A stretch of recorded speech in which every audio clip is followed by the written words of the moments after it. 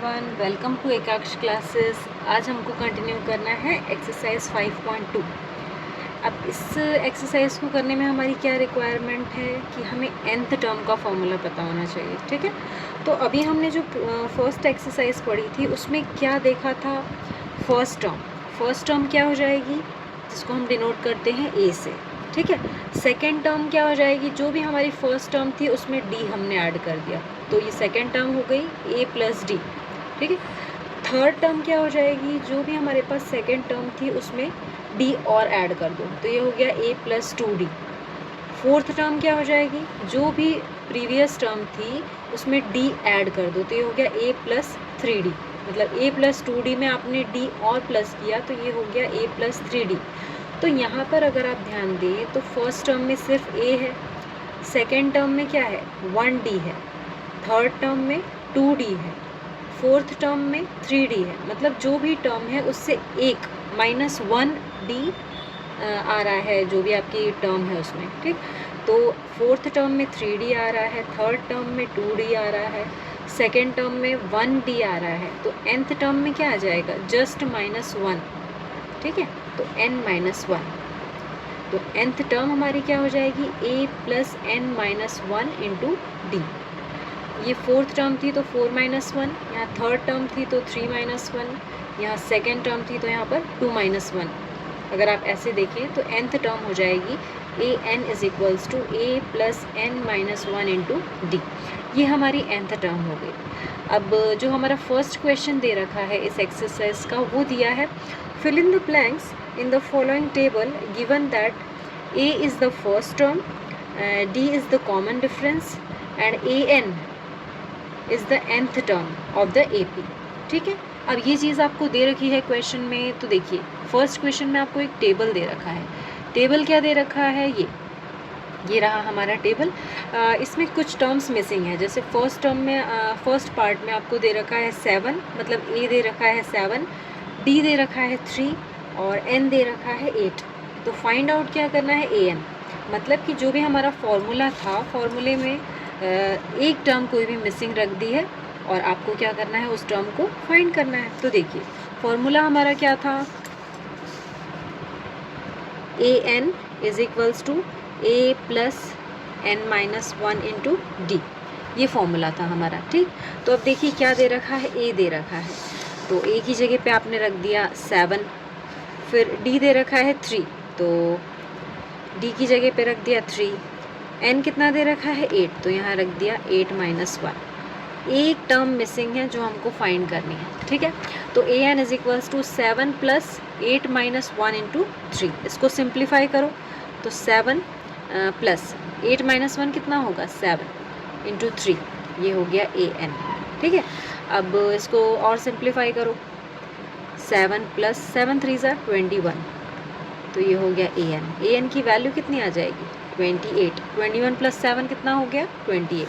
तो यहाँ पे हमारा जो फर्स्ट पार्ट है वो कितना आ जाएगा 28। इसी तरह से सेकेंड पार्ट को करेंगे तो सेकेंड पार्ट में क्या दे रखा है, ए दे रखा है -18, अब डी मिसिंग है। ठीक, एन दे रखा है 10 और ए एन दे रखा है 0। तो आपको फाइंड क्या करना है, डी फाइंड करना है। तो जो चीज़ें गिवन है वो लिख लेते हैं हम अपने फॉर्मूले में। तो फॉर्मूला हर बार लिखेंगे आप तो याद हो जाएगा, a n is equals to a plus n-1 into d. अब आपको यहाँ पर दे रखा है ए दे रखा है -18। ठीक, अब n दिया है क्या 10 दे रखा है, n तो यहाँ हमने लिख दिया 10-1 और डी तो फाइंड करना है, ए एन दे रखा है 0 तो यहाँ पे हमने लिख दिया 0। ठीक, डी फाइंड करना है तो डी को एज इट इज़ लिख देंगे। ठीक है, अब इसको सिंप्लीफाई करेंगे तो यहाँ देखो -18 ये 0 और 10-1 कितना हो जाएगा 9d। ठीक है, अब ये जो -18 है ये उठ के इधर आ जाएगा तो ये -18 कितना हो गया +18 और ये हो गया 9d। अब 9 जो है इधर डिवाइड में आ जाएगा तो d की वैल्यू क्या हो जाएगी 18/9, तो 9 2 ज़ा 18, तो d की वैल्यू कितनी आ गई 2। तो हमारे टेबल में यहाँ पर d लिख देंगे 2। अब देखो थर्ड टर्म में दिया, थर्ड पार्ट में दिया है ए गायब कर दिया है, इसमें ए मिसिंग है, डी पता है, एन पता है और ए एन पता है। तो सेम हम यहाँ पर लिख देंगे जो भी हमारा फॉर्मूला है उसमें फॉर्मूला बार बार लिखना है, a n is equals to a plus n minus one into d. अब देखो ए एन तो हमको क्या दे रखा है, ए एन 5 दे रखा, सॉरी -5 दे रखा है, ठीक है। तो यहाँ पे ए एन की जगह पर लिख दिया -5। अब ए मिसिंग है तो ए को एज इट इज़ लिख दो। फिर डी दे रखा है -3, तो डी की जगह पे लिख देंगे -3, ठीक है। और एन देखो क्या दिया है, एन दिया है 18, तो यहाँ पर लिख दो 18 -1, ठीक। तो अब ये क्या हो जाएगा, -5 is equals to a plus 17 into -3, ठीक। अब 17 को 3 से मल्टीप्लाई कर दो, ये प्लस माइनस हो जाएगा, माइनस 7 3 से 21 का 1 कैरी ओवर 2, 3 1 ज़ा 3, 3 + 2 5, ये 51 हो गया। और ये ए, ये -5, ठीक है। अब ये 51 इधर आके प्लस हो जाएगा, तो ए की वैल्यू कितनी हो जाएगी, -5 + 51। अब इसमें आप 5 प्लस करेंगे तो कितना हो जाएगा, 46, मतलब -5 + 51 करेंगे तो कितना हो जाएगा, 46। तो ए की वैल्यू आ गई 46, तो हमने यहाँ पर क्या लिख दिया, 46, ठीक है। अब फोर्थ पार्ट हमको दे रखा है, देखिए क्या, ए की वैल्यू दे रखी है -18.9, डी दे रखा है 2.5, एन मिसिंग है और ए एन दिया है 3.6। तो फिर से हम लोग अपने फॉर्मूले में पुट कर लेंगे इसको। तो देखिए फॉर्मूला क्या है, फॉर्मूला है हमारा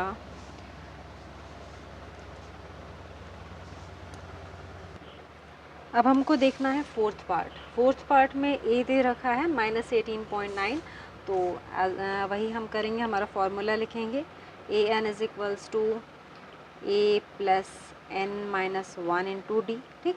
तो देखो सबसे पहले ए दिया है -18.9, तो यहाँ हमने लिख दिया 18.9, ठीक। अब और क्या दिया है, डी दे रखा है 2.5, तो यहाँ पे लिख दिया डी की जगह पे 2.5, ठीक। अब n मिसिंग है और ए एन दिया है 3.6, तो यहाँ पर लिख दो 3.6, ठीक। अब आप इसको सॉल्व करेंगे, n तो दिया नहीं है तो यहाँ लिख दिया n-1, ओके। अब ये -18.9 इधर आ जाएगा उठ के लेफ्ट हैंड साइड में, तो ये प्लस हो जाएगा, +18.9 और n-1 इंटू 2.5। अब यहाँ पे इसके मल्टीप्लिकेशन में n-1 है, तो इसको तो अभी कुछ नहीं करना है, इनको सॉल्व करो। इनको जब ऐड करोगे तो क्या आ जाएगा, 9 + 6 15, 15 का 5 कैरी 1, 8 + 1 9, 9 + 3 12, 12 का 2 कैरी 1, 1 + 1 2, तो ये आ गया 22.5 is equals to n-1 into 2.5, ठीक है। अब ये जो 2.5 है इधर डिवाइड में आ जाएगा, तो 22.5 अपॉन 2.5, ये हो गया n-1, ठीक। अब ये पॉइंट के बाद 1 डिजिट है, पॉइंट के बाद 1 डिजिट है, तो पॉइंट से पॉइंट कैंसिल हो जाएगा, ठीक। अब 25 से इसको कैंसिल करेंगे तो कितने टाइम हो जाएगा, 25 4 ज़ा होता है 100, 8 ज़ा होता है 200 एंड 9 ज़ा हो जाएगा 225। तो ये हो गया 9 इज इक्वल्स टू n-1, तो n की वैल्यू कितनी हो जाएगी, 9 + 1 मतलब 10। तो यहाँ पर आप मिसिंग टर्म में क्या लिख सकते हैं, n की वैल्यू 10, ठीक है। अब फिफ्थ पार्ट दिया है a की वैल्यू 3.5, तो हम वही लिख देंगे यहाँ पे हमारे फॉर्मूले में, a n is equals to a plus n-1 into d. तो देखो a दिया है 3.5, तो यहाँ रख दो 3.5, ठीक। फिर d दिया है 0, तो यहाँ रख दिया 0, n दिया है 105 -1, ठीक। और ए nth टर्म जो है वो मिसिंग है, तो ये हमको फाइंड करनी है, तो ए एन को एज इट इज़ लिख दिया। अब इसको सिंप्लीफाई करो तो इतनी बड़ी टर्म को मल्टीप्लाई में 0 है तो ये 0 हो जाएगा, ये हो गया 3.5, ठीक है, ये प्लस 0, तो ए एन की वैल्यू कितनी हो जाएगी, 3.5, ओके। तो ये हो गया हमारा 3.5। क्वेश्चन 1 के सारे पार्ट्स ये दे रखे हैं, 1 2 3 4 5, ये हमने सॉल्व कर लिया है। अब नेक्स्ट देखेंगे क्वेश्चन नंबर 2।